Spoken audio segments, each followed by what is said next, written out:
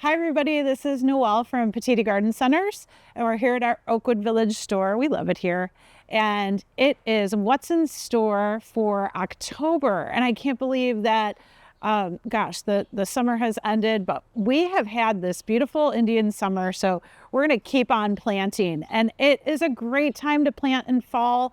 Don't stop planting. It has been beautiful weather. It's cool today, but it's going to get back up into the 70s later this week. Lots of sun, really, really gorgeous. And why should you plant in the fall? Because the soil temperatures are warm. Plants establish their roots so much faster at that time. And they also can rest and recover in the evening when the temperature drops. Even if we get like a chance of a frost or a little bit cooler weather, it's okay because that helps the plant just get settled in and get their roots to really grow and establish. So that's awesome. Sometimes we get quite a bit of rainfall in the fall. Sometimes we get not so much rain. So you might have to water, and it's always really good to make sure you're watering that 1 inch of water one time per week, okay, up until we get very cold temperatures, like freezing temperatures.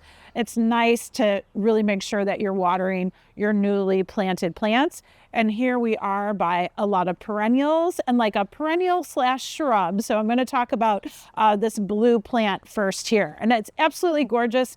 This is Coreopsis. Sometimes we call Coreopsis blue mist spirea. It is a late season bloomer, so you usually see it in the garden center, let's say August, and then it really starts to come into bloom late August, September, and obviously still going in October here. This one's called Beyond Midnight. It is part of the Proven Winter series here, and it's also, just so you know, a deer-proof in that deer-proof category for proven winners. So you'll see that on their pots as well when you look at some of these. Oh, there it is, Taylor. When you look at some of the pots. I will tell you, the pollinators love this plant. You will see all types of bees, especially on the plant. Honeys, bumbles, sweat bees, all different types. So it really is a good later season provider of nectar. Again, not a ton of pollen here, but nectar for sure. So once it warms up a little bit today, it'll be covered, and it's really, really wonderful to have out there. Along with it, we've got some dark coral bells. So I'm going to hold this up. That's obsidian. And obsidian goes through color changes like some of the coral bells do, where you'll see obsidian sometimes a deep, deep, deep purple, almost black. You'll get some reddish tones to it and bronze tones in the fall. So it's kind of moving towards that sort of reddish color right now, but gorgeous, very easy to grow. These are both can go, this really wants full sun. This one, of course, can go in full sun to full shade. We like coral bells kind of somewhere in between, just to kind of not get too crispy out there in the full sun. But that's a really, really good one to kind of underplant the Coreopsis. And then, of course, popping up next to it here, look at those little tassels. So that's going to be your Pennisetum grass. We've talked about Pennisetum before. Pennisetum is sometimes called fountain grass. It has its little cattails or bunny tails or whatever, however you like to call the inflorescence. This one is actually ruby ribbons. So ruby ribbons is going to be small.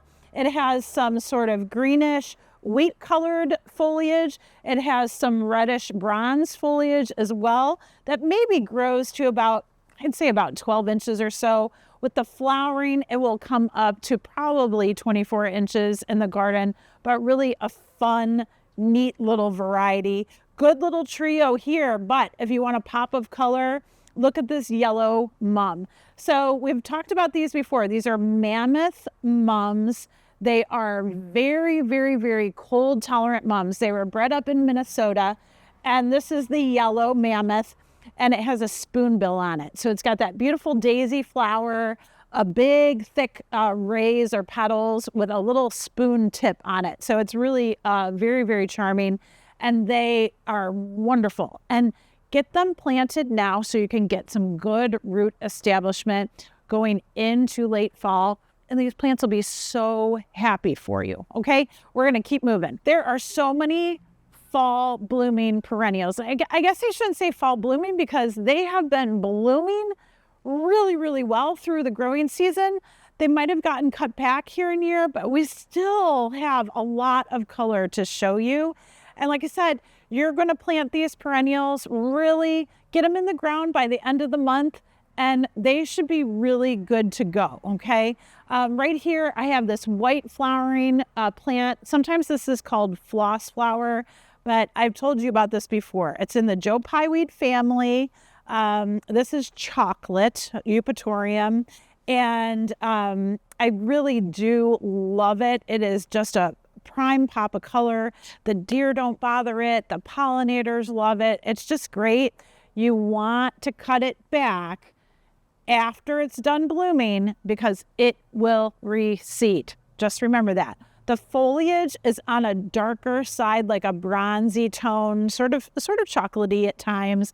The stems are very chocolate colored, but boy, is it a great late season bloomer. It just looks lovely. It looks great with the coral bells. It looks great with this penstemon, this dark leaf penstemon below. This is onyx and pearls. And really, that dark foliage is just a really cool one if you want something maybe a little bit different. And these guys do bloom, but they typically bloom mid-season.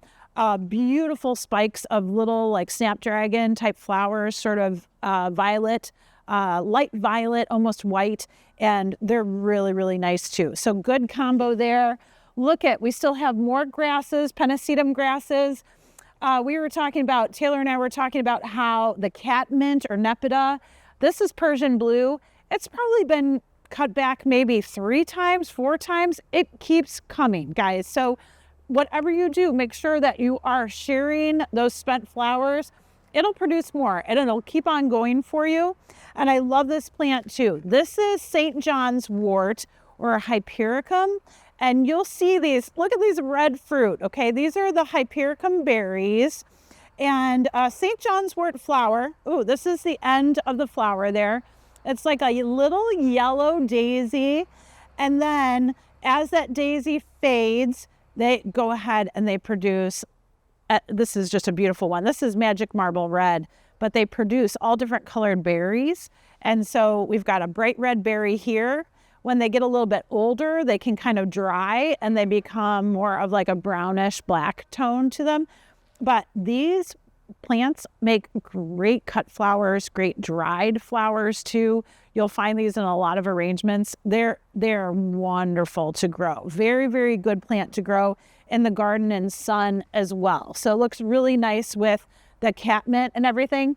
Another mammoth mum, really, really pretty. I can't remember if this is the pink up coral, okay? So we've got coral mammoth here with peach flambe, coral bells. Beautiful combo, having some of those pennisetum grasses pop up in between. By the way, that was burgundy bunny that I showed you earlier. This looks like little bunny right here through this assortment. And then look at the yarrows have been cut back. That's moonshine. Really, really beautiful yellow, very strong. Look at how sturdy these stems are. So again, good cut flower, dried flower, deer resistant. I mean, there's just a lot to show you all. Lots of different colors of yarrow, the pink underneath. And then look at the cone flowers are still going, everybody. This looks like an assortment here that we have, which usually means it's Cheyenne Skies. I always get that wrong. Cheyenne Spirit. I always want to say Cheyenne Skies. And sorry, just getting those names mixed up. There's a lot out there. So Cheyenne Spirit. But look at, you could have a red orange or a primrose yellow on the same plant. Really, really cool. Of course, the cone flowers are going to be your natural bird feeders. So they're going to help those birds, keep on getting some seed all the way into winter. Leave your cone flowers up, leave your yarrow up. Let them go ahead and die back naturally. And they provide a lot of different interest out there in the garden. Obviously provide some food for the birds. So do think about that. And if you want really long-lasting color, repeat blooming. We talk about them a lot. Angela and I talk about the coreopsis all the time. But if you look across here, there are so many different varieties and colors. Pick your favorite. It's a native plant. Don't get me wrong. Most of these varieties are cultivated varieties, but this coreopsis is a native plant of Ohio. It grows in full sun. You could probably put it in part shade. It would still probably produce for you. There are wonderful colors. Most of the time you'll see the yellows predominantly, but there are reds like red satin. There are pinks. There is a butterscotch, butter rum that is available now too. There's so many beautiful colors and they do their job. And there are still tons of buds underneath these flowers. I mean, they just keep going and going and going. It's a butterfly attractant, obviously, because it's a daisy. Just lots and lots of benefits of the coreopsis. So check all these out. I think most of these are in the uptick series, and that's why they look so uniform. So upticks are nice and compact, really, really full, busting with buds. You've got one of the upticks. This is probably yellow and red because the names are not unusual. This is uptick red right here. Big, wide red eye. And then this one's golden bronze. So again, just gorgeous coreopsis available out there. And they go well with the grasses. They go well with that Caryopteris that I was showing you. I mean, coreopsis just go really well with a lot of sun-loving plants. It's awesome. We are over by the grasses, and we wanted to show you a couple different ones. And this is miscanthus, or Chinese silvergrass, maiden grass. There's lots of, common names for it, but we'll just stick with the miscanthus family. And you can always tell if it's a miscanthus because it has this inflorescence that looks like a whisk. So that's what they call that seed head, okay? And they can be silver, they can be pinkish, they can be sort of like a bronzy color. This one's sticking to me. And this grass here that I'm standing by is called fire dragon, okay? Now, fire dragon is greenish right now, 6 to 7 foot when it gets its tassels, it gets its inflorescence on it, okay? But look at this, and Taylor just spotted this. It's starting to turn colors. Do you see that red in there? So this grass will really start to bring on some more sort of deeper oranges, reds as it goes into the fall. Now, it will start to turn very similar to this one. This is miscanthus again, because look at it, it has those whisk type flowers, but this is purpurescence, okay? Purpurescence will start to kind of yellow a little bit, but then it'll start to change and really get to those orangey, red, burgundy colors as well.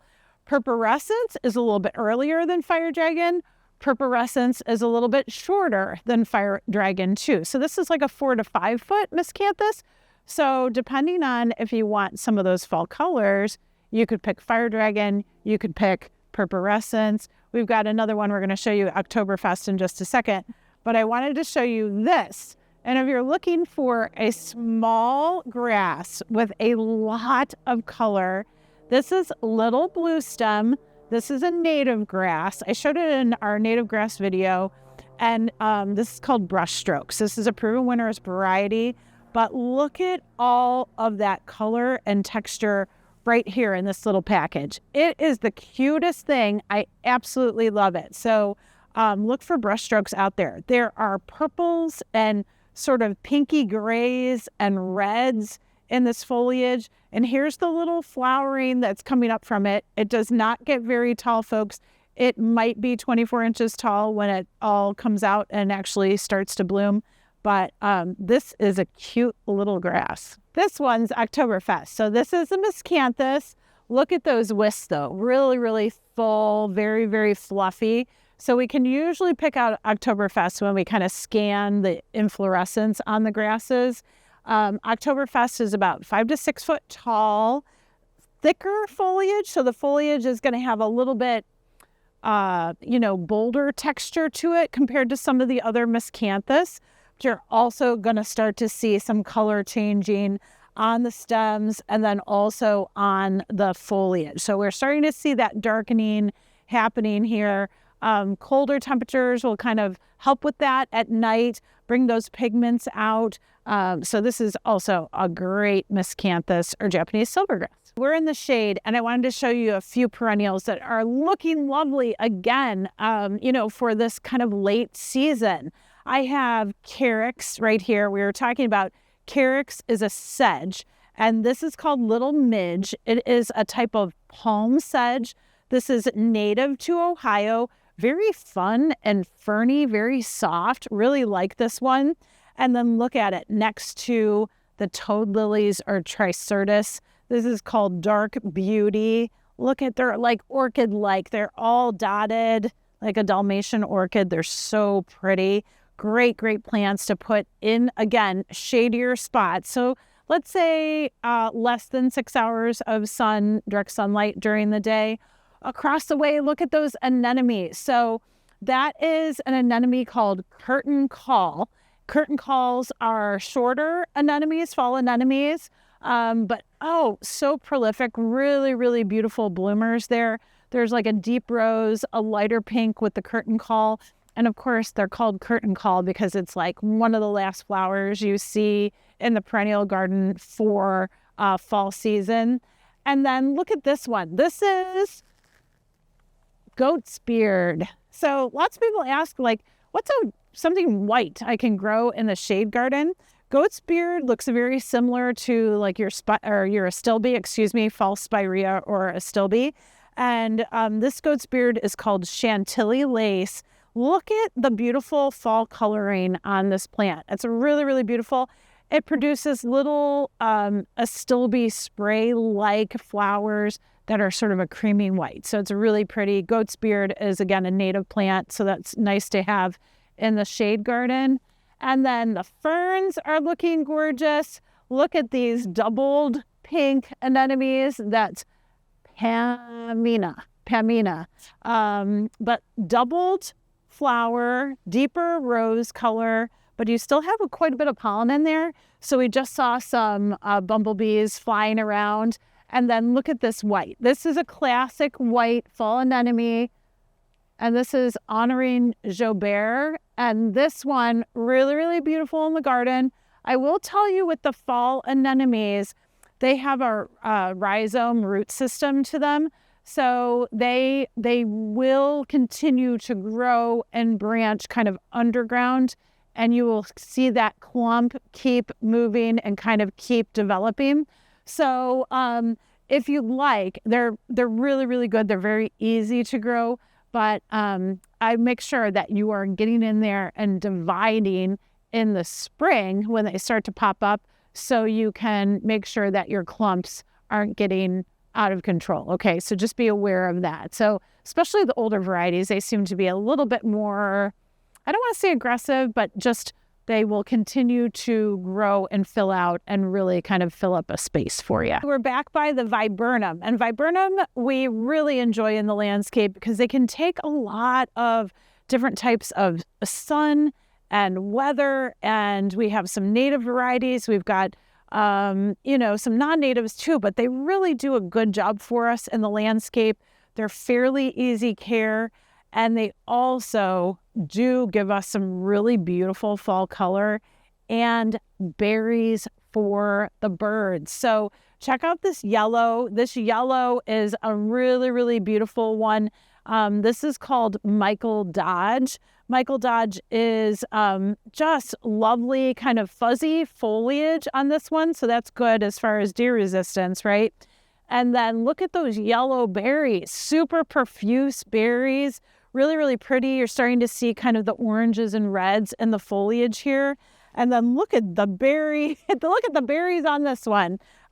Really, really big clusters of berries. This is C.A. Hildebrandt. So if you're looking to feed the birds a little bit more naturally, this might be a good choice for you for Viburnum as well. The foliage has kind of a rough texture to it. gets a little bit of that, like that rusty orange, red, burgundy to it. So you'll see a lot of different colors in the viburnums. Right next door is Allegheny viburnum, and we'll just show you this. Taylor and I will show you this. This is one of your better ones for deer resistant because it's so thick. The foliage is very, very thick, very dense, really holds up. This one hasn't even started to change colors because they're almost like, they're like semi-evergreen, if you will. They'll start to turn here, but they'll hold on to their foliage for a long period of time. And they're actually going through kind of a second bloom cycle here. So we're starting to have some secondary buds and blooms on the Allegheny viburnum. So that's really fun too to see those. And as we walk down a little bit, there's some burgundy leaves down here that I'm going to show you with the viburnum here. And there's different types of double file viburnum that are lined up here with this reddish burgundy and bronze coloring that are absolutely gorgeous too. And there's lots of different varieties. So you might have, I'll look really quick. That's popcorn here, okay? And then this one is Neresii. So popcorn's a little bit different, but looking similar. Neresii is here, very, very nice. And there's a lot of viburnum, and there's viburnum trees as well, folks. So if you need some fall foliage color, you want to provide some berries for the birds, you want an easy plant that can really fill an area. They can provide good screening. They can provide just some beautiful spring flowering. Some are very, very fragrant. So look for viburnum. They always have a lot to do out in the landscape. Remember I was telling you there's still a lot of color. My gosh, I can't get over it. We're just having a wonderful long fall season, and your knockout roses are still producing and performing really well. Folks, keep on cutting them back. They will continue to produce up until the snow flies, okay? They just have a lot of vigor and power in them that they'll keep on pushing out flowers for you. I have smooth hydrangea right here. This is little limetta. I shouldn't say, is it little limetta or is it just limetta? It's probably just limetta, but I feel like we have a lot of lime colors in the hydrangea category under that umbrella. So this is limetta. It is a shorter, smooth hydrangea, which is Hydrangea arborescens. And we really haven't seen a lot of these this season. They're starting to come out more and more this fall. Beautiful flowering here. Nice compact growth habit. These guys are native to the United States, so just keep that in mind if you're looking for a hydrangea that is native to our area. So that's always awesome. Look at the texture on this one. This is Tamekeyama, Japanese maple. This is a dissected leaf maple, reddish burgundy coloring, a little bit of bronze sheen to it. Beautiful habit there. And then right behind are the hydrangea trees. So we have limelight hydrangea trees here.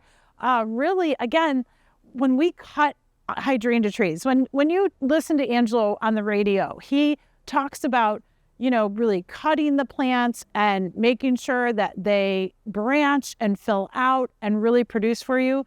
This is what he's talking about. They might be a little bit smaller flower heads, but when you cut them back, let's say late May, early June, especially on limelight, they really do make that plant branch more, and then they produce so many more flowers a little bit later, don't get me wrong, but those flowers are really, really profuse. So that limelight tree, all of those are really performing nicely right now. I have a firelight hydrangea right behind me, so it's starting to pick up some color. Firelights are going to be a little bit bigger panicle hydrangea. I should have said limetta is probably maybe 2 to 3 foot tall in the garden, maybe not even 3 foot. Firelight is going to be like 5 to 6, it's going to get up there. So it's going to be that middle of the border type size. Limelight, especially with the tree, you have a good probably 6 to 8 foot on top of this tree. So again, that's going to get to be a little bit larger ornamental tree out there, but still all good choices for sun for the most part. The smooth hydrangea can take a little bit more shade, but the panicle hydrangeas, like the limelight and the firelight, they love the sun. So get planting, get some color. If you're still looking for color, there are plenty of fall mums, as you can see behind me.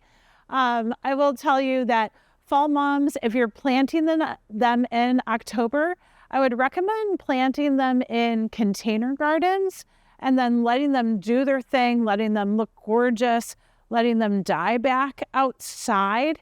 And until we get to like late November, let them stay out there, stems and all, leaves and all that are still on the plant, and then bring them into a cold garage, a cold garden shed, somewhere where you can just put them off to the side, water them well before you put them into that cold area, that cold storage area, and they will do fine. They'll do very, very well protected by 4 walls and a roof, okay?